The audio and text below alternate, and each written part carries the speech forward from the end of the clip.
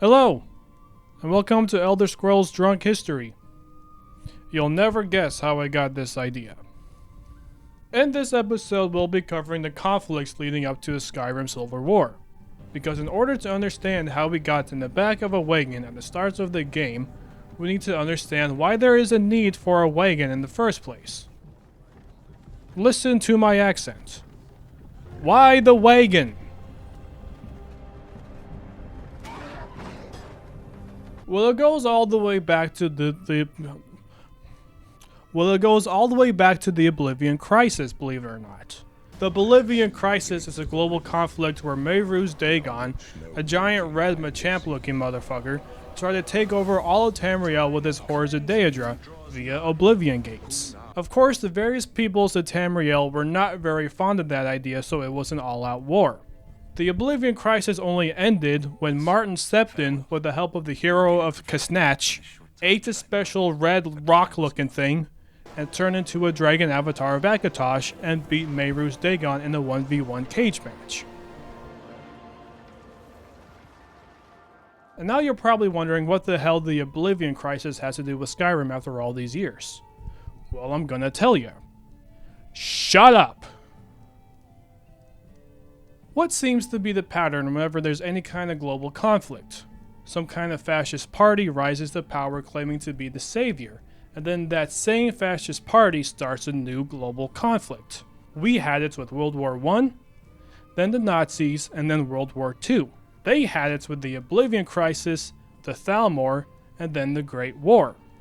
The Thalmor are the far-right political party that took over the Altmerry Dominion of the Somerset Isles. They did this by claiming they ended the Daedric invasion through some kind of unknown special magic. Bullshit. Also by seizing Valenwood through some kind of coup d'etat. Also bullshit. And also claiming that they were responsible for bringing back the moons and ending the Void Knights. Even more bullshit. Which was about a 2-year period when the moons just weren't there.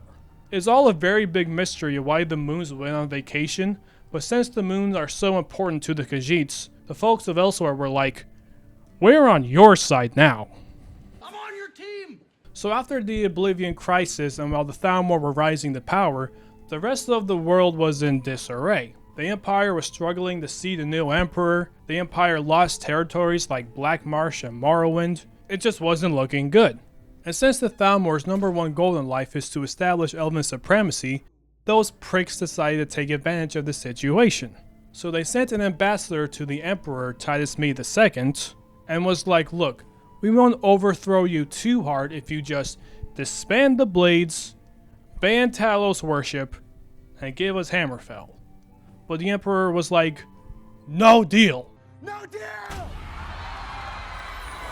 So the Thalmor guy was like, you've activated my trap card. So we unloaded a cart full of the severed heads of Blade agents that were stationed in the Altmerry territories, thus starting the Great War between the Mede Dynasty and the Altmerry Dominion. Now a lot happened during this war, as you can imagine. Ugh, that is straight Jaeger.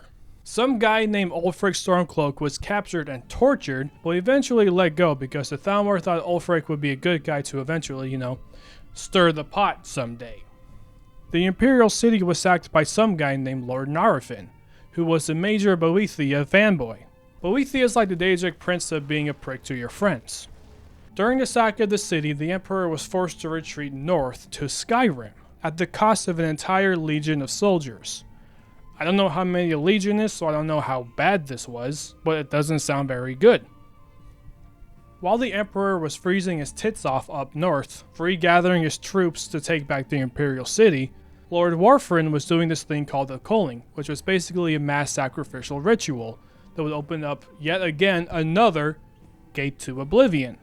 However, he was stopped by Titus Mede II. Or was he? Because while Titus Mede II was in full retreat mode, those Altmerry pricks, being that the bastards that they are, tried to have Titus assassinated, but it didn't work.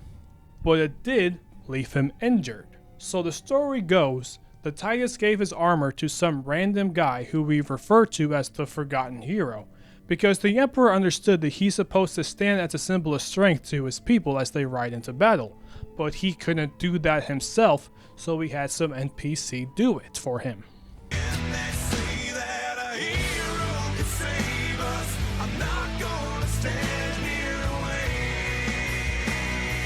So the Titus Mede II imposter led the legions in battle of the Red Ring and retook the Imperial City.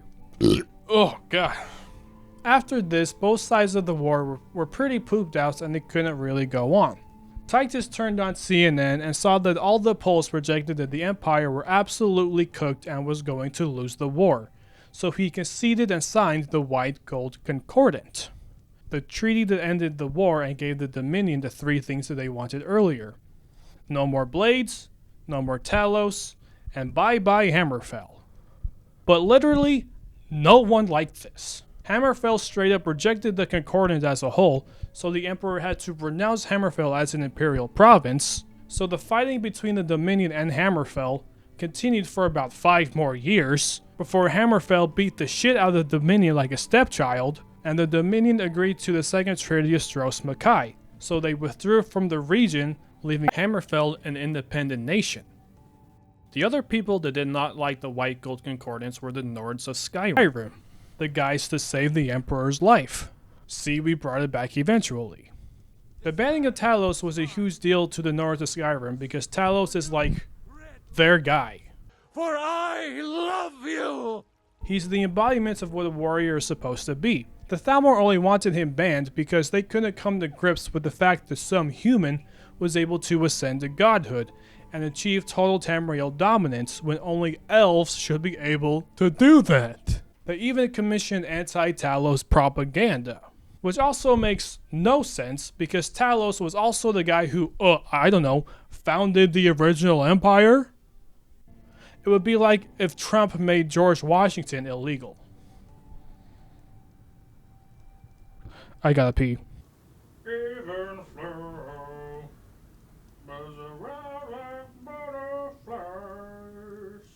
So in order to maintain the peace, the Emperor had to allow Thalmor Justicars into Skyrim to essentially hunt down Talos worshippers, which was like the last straw. Because remember that Ulfric Stormcloak guy from earlier? Well, it's time to stir the pot. Ulfric had had it with the Empire and their malarkey, so he marched into Solitude, had his friend open the door,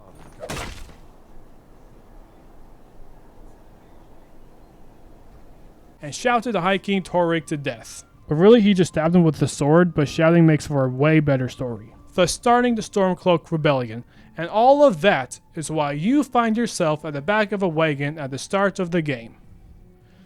Thank you and take care.